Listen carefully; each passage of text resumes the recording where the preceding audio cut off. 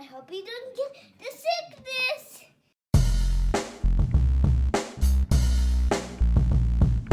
My boy Kurt is a stay-at-home dad, watching Disney movies he never had. His daughter digs through all the VHS, crushing the classics in a princess dress. Informed like Scuttle, Kurt's got your ticket, making it real like Jiminy Cricket.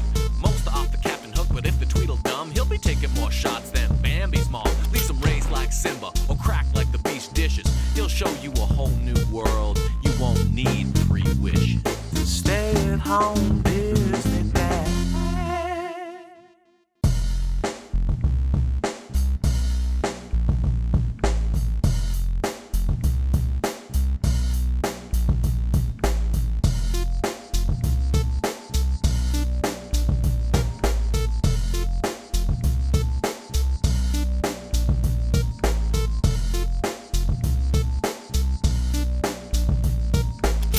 Fitting for our 102nd episode, it's 101 Dalmatians. We press play on the VCR ad for Hercules featuring a monster cast. That's good. Super long George of the Jungle trailer, Pooh on VHS, hard pass. Disney Interactive, there's a new breed of adventure on CD-ROM.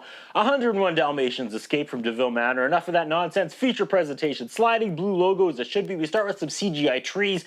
It's a Great Oaks production. I don't know what that is, so I Google it. Great Oaks Entertainment was a short-lived production company that was formed in 1995 as a merger between John Hughes, Hughes Entertainment, and Walt Disney Pictures. That produced only 3 films, one from Hollywood Pictures, Jack, and 2 remakes from Disney, 101 Dalmatians and Flubber. Okay, we're starring Glenn Close and Jeff Daniels, the only 2 names I recognize. 101 Dalmatians. We start in London. A milkman is making his rounds. An alarm clock goes off and falls on the dog's head. The dog gets up and starts the shower and wakes up his master, and it's the guy from the Peter Pumpkinhead video. The dog turns on the computer, and the computer says, "Hello, Pongo." It's kind of weird. On the news, we hear about a tiger from the zoo being poached for its fur. A girl with another Dalmatian are watching this on the news. Roger, played by Harry from Dumb and Dumber, sits in the park, and Pongo flirts with all the dogs that go by. This, yes, is produced by John Hughes. Yep, they're hammering you over the head with this. I get it. I already Googled it. Okay, he walks by the lady. I'm going to guess that's Anita and Perdita, the dog, who were the 2 watching the news a second ago, but now they're all in the park together without being together.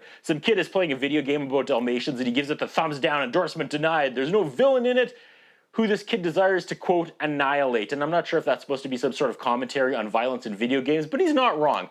Weak games have weak level bosses and final bosses. Just then, the Cruella mobile pulls up outside this huge building, and out steps Cruella. She saunters through her design studio and goes up to Anita, who works there. Anita designed a new wardrobe based on Dalmatian spots. Cruella loves it. She's seeing spots. It's going to cost millions, but she says scrap the current direction and go with this girl's art. Go with her sketches.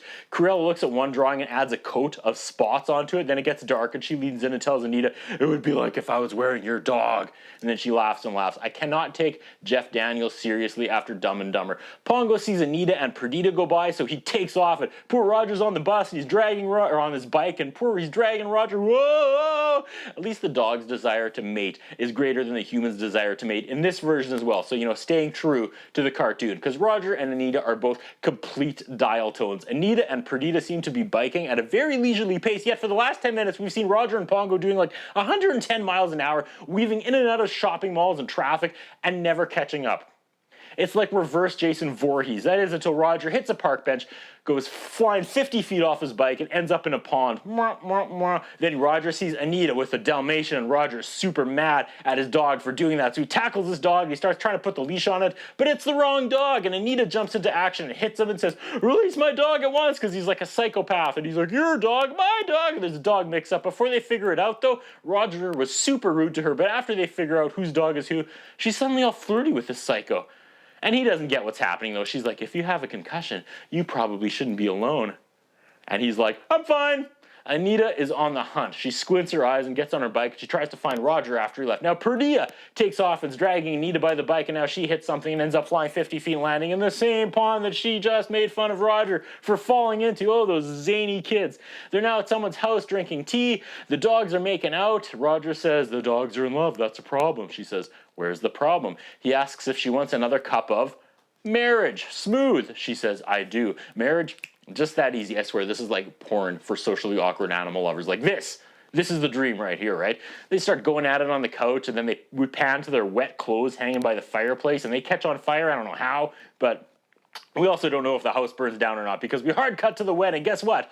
Those crazy dogs are in there as well. Oh, those dogs. They're pronounced husband and wife, and outside the church, there's a huge collection of other dogs that start barking as they're pronounced husband and wife. That's fun. I'll give them that. That was a nice touch. We meet the two bumbler dog nappers. Is that House? Okay, they're going to meet the main bad guy who had his throat torn out by a dog. He's the antagonist who isn't Cruella, and the smart bumbler warns the dumb bumbler not to look at this guy's scar or talk about it. So they open the door, and the first thing the dumb bumbler says, "Look at the size of that scar!" So House punches Arthur Weasley, and we are off. The wedding somehow makes the front page of the local paper, and Cruella is livid because she thinks Anita's going to quit now that she's married. The main dog napper with the throat scar has a gift for Cruella, and it's the stolen tiger pelt from the zoo. Cruella loves it. Honestly, are there two more boring characters than Anita and Roger? Anita wants to bring her housekeeper with her, and the housekeeper casually mentions that there's going to be puppies, and Anita's like, puppies? Okay, neither of these two had their dogs fixed. Come on. Roger is working on his Dalmatian game some more. The nanny looks at Perdita and says, she's pregnant. I can sense it, which is reverse what happened with my wife and I when we got pregnant. Our dog sensed it first, chewed all her slippers, and peed on her pillow. Just her pillow, not mine. The housekeeper says, you can tell when someone is pregnant. Or she says, I can tell when someone's pregnant. Then she looks at Anita and looks at Perdita and looks at Anita and looks at Perdita, and Anita doesn't get it. She has like a Cartman's dad moment. Mom, I have a question. You know how Kenny has a dad? Yes. And how Kyle has a dad? Yes. And how Stan has a dad? Yes. What's your question, honey? Then she finally gets it and she faints. End of scene. They get home and Cruella is in their house. And she's wearing this weird white and black Russian hat. She calls Anita out for being mentally absent at work, although she has been meeting her deadlines. She asks what Roger does for a living. Roger says he designs video games, and Cruella gets mad and says, those noisy things kids play on their TVs. She's not wrong. Roger enjoys then telling her they're pregnant, and she says, I'm so sorry. And I actually had a former coworker tell that to my face when I made my pregnancy announcement at work back in the day. A nice guy, made great life choices, loved his life. Cruella hears about the puppies being born then, and she's more interested about the future puppies. We transition scenes with a shot of the storm, kind of weird. Outside the door, Roger and Pongo were waiting for the puppies to be born. Like usual, both dads are complete bumblers while they wait. Outside, the burglar bumblers are peeking through the window to see if the puppies are born yet, and they are. And they keep coming. I'll bet Roger has no idea how either of them got pregnant. 15 puppies are born, but now there's only 14. They lost one. Roger takes the corpse and jams a needle full of adrenaline into its little heart, and it comes to life. Just kidding. He rubs his little belly, and it comes to life because Roger's magic. While I can't say I'm a huge fan of either version of this movie, I will say that right there is a very rare male victory for a birth scene. At 9 out of 10 times, the husbands or boyfriends drive away to the hospital without their gals, or they faint themselves, or they step in a mop and fall down a flight of stairs in the hospital. Cruella comes busting in and gets all insane about the puppies, and she's irate because there's no spots on them. They explain to her that they get spots when they get older. She calls them rats, and she says, fine, whatever, put them in a bag, I'll take them right now. And Roger says, oh, they're not for sale. And she asks him if he recently came into money, if he designed a video game that sent the video game kids into a tizzy. I'm starting to warm up to this movie. She cuts them a huge check for the puppies, and she's like, take it, as the thunder rolls. This is great. Anita says the puppies are not for sale. She calls Anita a fool and fires her and says drown the puppies for all she cares. I get the feeling when they made this movie, everyone was sitting around the writer's table at Disney and someone pitched live action 101 Dalmatians with Glenn Close as Cruella, and everybody nodded and clapped and cheered, and they got the green light and set a date to start shooting before they even had a single part of a live adaptation script. Fast forward a few months, and the pups are a little more grown, and now they have spots. I'm not sure how these two afford their nice house and 15 callers if Anita is unemployed and Roger makes video games kids don't like. But whatever. Long scene where he calls them by name and puts on their collars. Outside, the bumblers are waiting to dog nap the puppies. They watch as Anita and Roger walk Pongo and Perdita, leaving the puppies alone, or so they think. The nanny is still there. She's cleaning up and the doorbell rings, and they push inside the house, and they're fighting with the nanny. It's like 2-on-1. They drag her down the stairs or into a large cupboard. I don't know. It was scary. House says, the old bird put up a good fight. I like that. And wow. The way he walks and says that is so Dark Knight. Oh. You got a little fight in you. I like that. Thumbs up for that. They load the dogs into a sack and walk out the front door where there's a policeman or a Bobby, and he's got a bulldog. And I'm not sure if that's a thing, but the bulldog goes nuts, and they load this sack of dogs into the sketchiest truck you'll ever see, and the cop is like, as you are, gents. Roger and Anita get home, and the puppies are stolen, and who could it have been? this might be a little far, but I kind of hope out of spite when Anita gives birth, Cruella has those guys break in and take the baby as well, just for icing on the cake. Yep. Nah, I didn't mean that. That was dark even for me. Forgive me. The Bumblers tell Cruella they have the puppies, and she says her faith in their limited intelligence has been restored. Cruella is going to add those 15 puppies to the ones she's already stolen, which brings her total up to 99 dogs, which is the exact number of puppies you need to kill in order to make a coat. This is also the reason why Wayne Gretzky chose jersey 99. Give it to me. Give it to me. I'm collecting them today. So much fun. Also prove me wrong about Wayne Gretzky. Atmosphere in this movie is great. Like, the actual sets and locations and backgrounds are all 5-star. I think they wrote the part of the nanny for Angela Lansbury but couldn't get her, so they hired this actress to channel Angela Lansbury. Roger says, "What could we do?" And Pongo pushes through a broken window in their house and stands on the roof and starts barking. You wonder why it was so easy to break into this house, right? The dogs can just come and go. Anyway, his bark is like the bat signal, and other dogs all over town start barking back. This kind of reminds me of the scene in Oz when they're going to execute Cyril O'Reilly and all the inmates stand in their cells and pound on the glass as a show of unified solidarity. Goosebumps. What a great moment in TV history. Focus, Curtis. 101 Dalmatians. Every animal in the city is now looking for the puppies.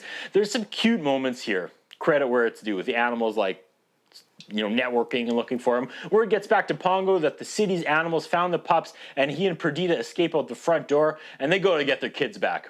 All 15. Could you imagine 15 kids? Like, if I had 15 kids and someone kidnapped them and I found them, I'd return home and be like, geez, honey, I only found 3. Yeah. Well, feels great. Keep them coming. I'm feeding off your negative censorship today. Okay.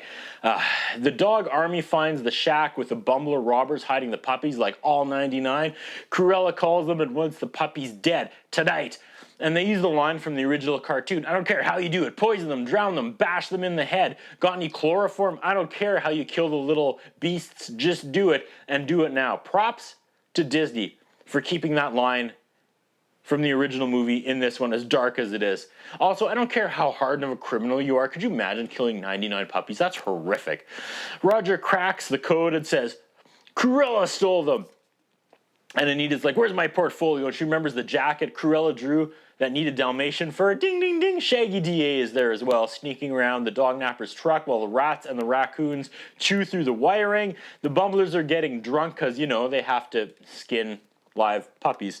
Or not, they actually seem surprisingly fine to bash 99 puppies' heads. And there's a Christian rock band called 7/11th Time Down with a song called The 99. And I'm pretty sure that's what that song is about as well. Killing puppies. The woodpecker knocks at the door, and when the Bumblers open it, another dog sneaks the 99 puppies out and gets them into the barn. One puppy sees a magazine with Cruella on the cover and urinates on it, and I can guarantee you that's the scene 99% of the kids under 10 remember most about this movie. The Bumblers are looking for the puppies, and they don't think they escaped. They think 99 dogs are just hiding somewhere in this little room that they were locked inside of. They found actually one that was lost behind. House goes to grab it but falls through the floor, and a mounted bullhead falls and almost impales him. We reach Home Alone levels of bone-shattering bumbling here as the one puppy thwarts both puppy nappers while the other 98 make it to the barn safe and sound. Cruella arrives in her Cruella mobile, which is awesome, by the way. I get the Cruella character. I said this before in the original one. I get why she is an icon. What a fun character. I typed skunks crawl into Cruella's jacket, but I butchered the wording of skunks, and its spell check changed it to Anubis, which is an incredible plot twist if you ask me. The Bumblers can't start the car because the raccoons chewed the wires or whatever. They finally get it going, and they want heat, so the car, of course, starts on fire. Police know it was DeVille that took the puppies. They're looking for her and the puppies. All the puppies are in the barn, and they're reunited with Pongo and Perdita. This moment has some weight. This is some good stuff. Dogs are also drinking from a cow. Cruella is following 98 sets of paw prints. The Cruella mobile is so badass, it really is. She pulls up to the barn, and all the puppies are inside. There's a call back to when Pongo and Perdita had to get through an electrical fence. And now the frozen and burnt Bumblers get caught in it, but not before Cruella goes into the barn, thinking she found the puppies, but a large pig falls on her instead as the puppies escape. Cruella falls into molasses. Is that something farms have? Do farms have molasses? Giant vats of molasses? Let me Google that. Following the process of making blackstrap molasses but using the sorghum plant juice, farmers could make sorghum syrup that was most often called sorghum molasses. It could be used as a sweetener for foods or baked apples, cakes, and coffee, beans, and barbecue sauce, or just on breakfast biscuits. Okay. Police come and arrest the bumblers, and they're happy the dogs are gone, but they also arrested was their old boss with a throat who snarls at them. I may have missed something while I was taking notes about molasses. Cruella says, "You may have won the battle, but I'm about to win the wardrobe." That's good stuff. That's good writing right there. Cruella lost her mind and cuts a pretty great monologue just as a horse stomps his feet and teeter-totters her up through the barn roof, and she lands on her back in the snow where the police finally nab Cruella DeVille. It's morning. The police find 101 Dalmatians walking through the snowy field back home. I'm sure this is computer animation, but it's still a wonderful visual. It's amazing. Actually, hold on. They only found 100 pups, because when the last one shows up, the cop says, "Hold up," and then he looks directly into the camera and says, "Make that 101 Dalmatians." There it is. Inside the paddy wagon, Cruella is berating the bumblers and that other mob boss, Poacher, when Anubis, the skunk, emerges from her coat and sprays them all. The puppies are reunited with Roger and Anita and not Angela Lansbury. They ask how they can repay the police, and the police say no one called to claim the other puppies. Yeah, not one other dog owner noticed their Dalmatian was stolen. Not one mentioned that their Dalmatian, puppy, or puppies were missing. Okay, well, they agree to adopt them all. Now Roger has the proper villain in his video game. It's Cruella DeVille, and the kids love it. The game is a hit, and their baby is born, and there's a voiceover. The baby is a year old, and there's a nanny, and all the puppies have children whose children have children, and they also have children, and they all live there. And the nanny mentions that Anita is also pregnant again, and then they cut to the credits before we see Roger excuse himself to go to the store for cigarettes. Let me bathe in your censorship today. Okay. Anita was Jolie Richardson, and I thought that was the actress that played the twins on Another World back in the day, but no. All in all, you know, decent remake. If you were a fan of the original, I could take or leave either version. So to summarize, this 1996 live-action remake of 101 Dalmatians, Glenn Close, but no cigar. That's what I think about. What do you think? What we have is a concern about Curtis Anderson. His interviewing style is not the best. His personal appearance is not the best. I was wondering if the man has some kind of a hold over the channel that he's allowed to be employed for so long with the standards of journalism and personal appearance that he has. Thank you.